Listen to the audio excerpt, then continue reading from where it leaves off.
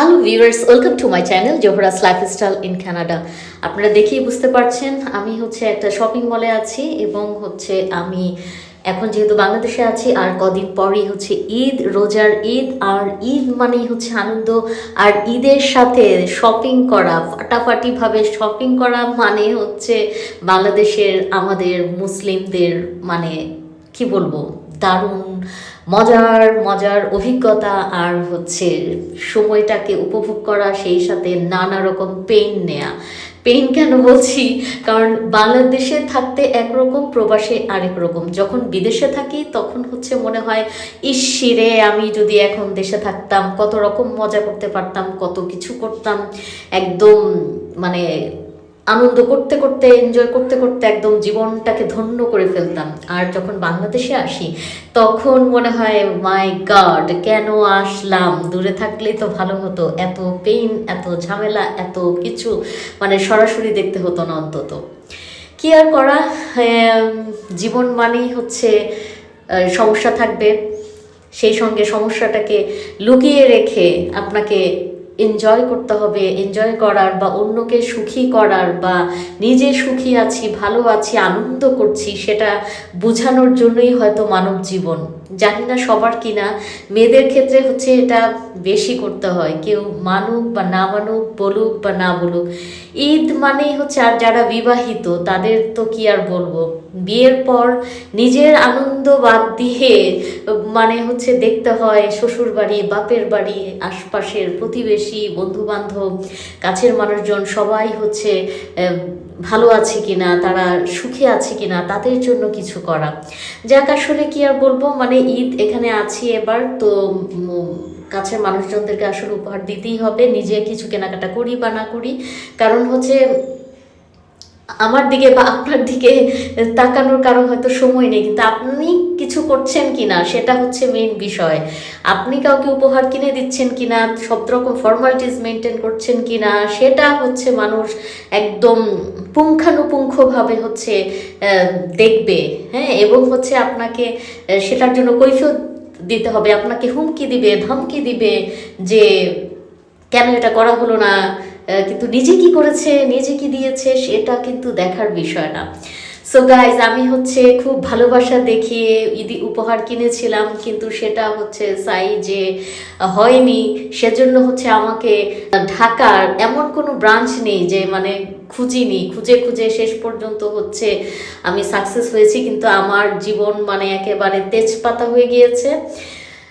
এটাই হয়, ধরেন কাউকে কোনো একটা গিফট দিলে তারপর সে যে আবার বলবে যে এই কালার আমার আছে, প্লিজ চেঞ্জ করে দিন। এইটা এই ধরনের পরিস্থিতিতেও বাংলাদেশের বা বাঙালিদের পড়তে হয়।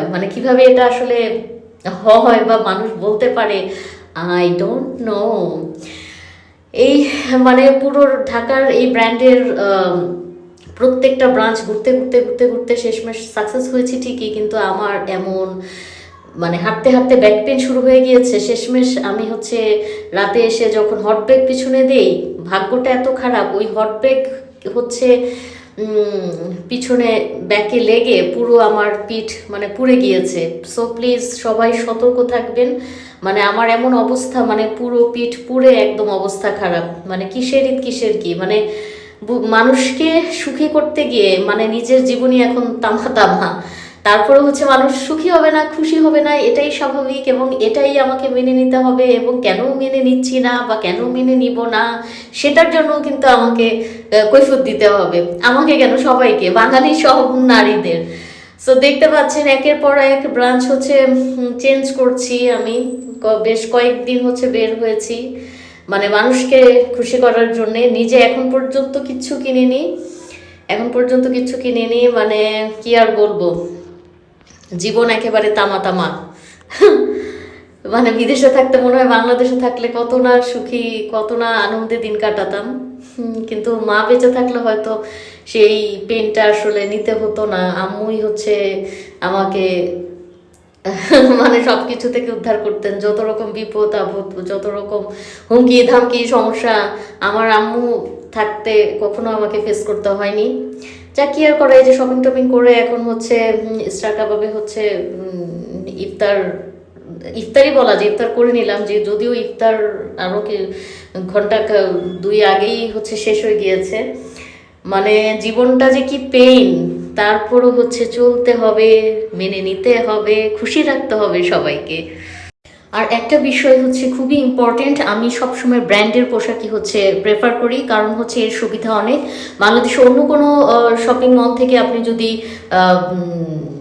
শপিং করেন, সেক্ষেত্রে হচ্ছে তারা রিসিট দিবে না, এবং পরবর্তীতে কোনো প্রবলেম হলে বা চেঞ্জ করতে গেলে যেই ঝক্কি ঝামেলায় পড়তে হয়, সেটা আসলে দারুণ বিপজ্জনক এক অভিজ্ঞতা। সো ব্র্যান্ডই সেরা আমার কাছে।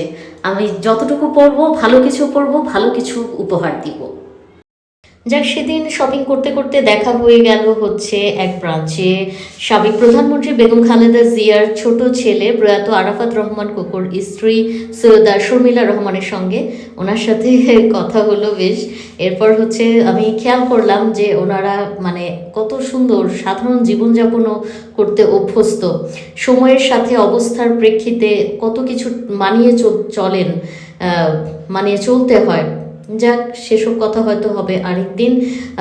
ওনার সাথে কথাবার্তা বলার পর আবার হচ্ছে আমার শপিং শুরু।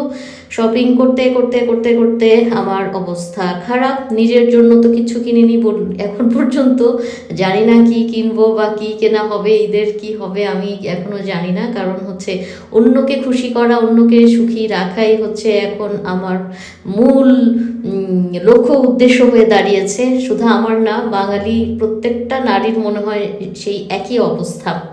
সবাই ভালো থাকবেন, সুস্থ থাকবেন এবং দোয়া করবেন প্লিজ আমার জন্য, আমার এই ব্লগের জন্য, যাতে কারো কাছে জবাবদিহি করতে না হয়, কারণ প্রত্যেকটা জিনিসের জন্যই মেয়েদের জবাবদিহি করতে হয়।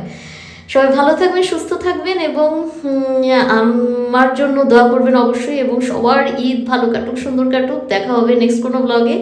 সে পর্যন্ত বাই বাই। আর please subscribe my channel, like, comment এবং শেয়ার করতে ভুলবেন না।